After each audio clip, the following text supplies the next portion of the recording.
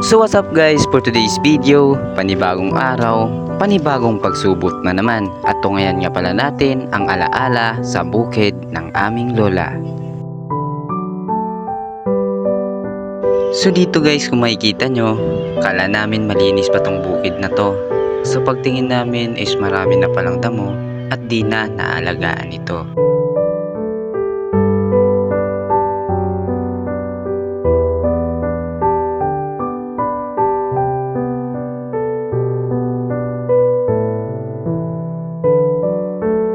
What's up guys? So nandito na tayo ngayon sa bukid na kung saan is bukid to ng lola namin. So binisita muna namin.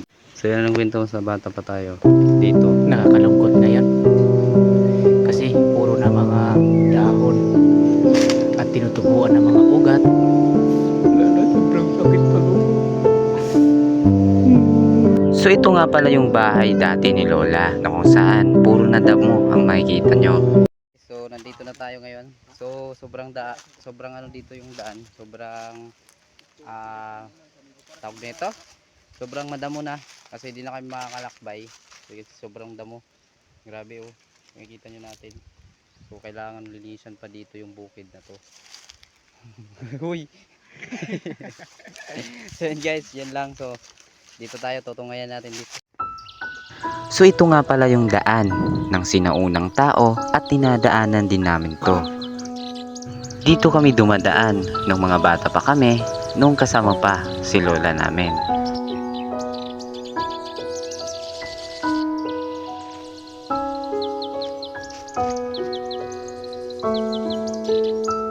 At ito naman yung sapa na kung saan sobrang daming tubig nito dati at dito kami naliligo. At habang kasama namin si lola noon, dito kami naglalaba na kung saan is marami ditong tubig. Ngayon, wala na. Dahil sa matandang kalikasan, di na naasikaso at ito ay pinapabayaan. At puro na lang dumi ang aming natunghayan dito.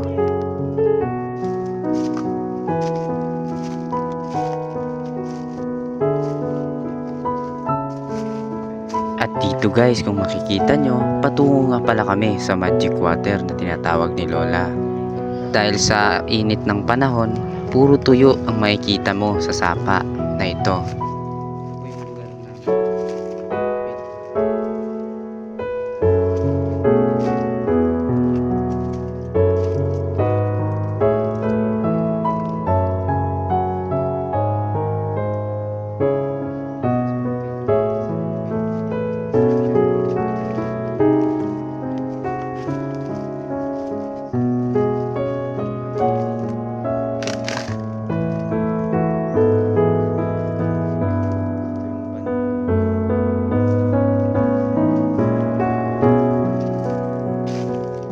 Ganito katanda ang ating inang kalikasan na kung saan hindi ito naalagaan.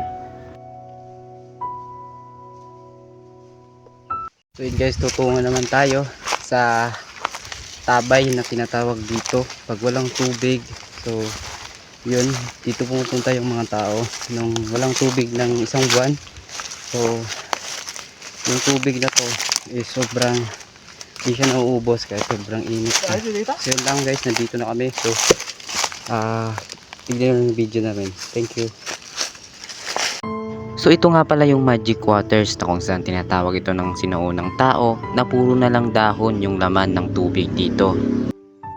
At ito nga pala yung sapa na pinapaliguan ng sinaunang tao noon na kung saan konti na lang yung tubig dahil sa sobrang init at katanda ng ating inang kalikasan, puro na lang damo ang makikita natin dahil matanda na ito.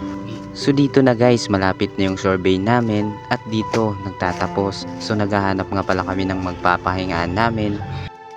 At dito guys, nakapagpahinga na kami at dito nagkwekwentuhan na kami kung bakit ganito yung inang kalikasan na pinapabayaan. Dahil sa matandang panahon, ito ay nagpaplano na kami kung saan kami tutungo sa susunod na henerasyon.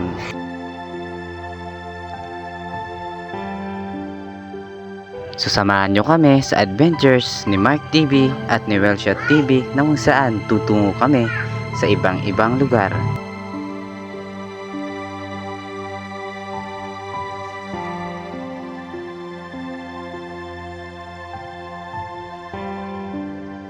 guys, so pahinga muna kami dito kasi sobrang init. Higa muna kami dito nila kasama ko. So nahiga muna kasi sobrang init. Grabe, pahinga muna saglit kasi akyat pa tayo sa bundok.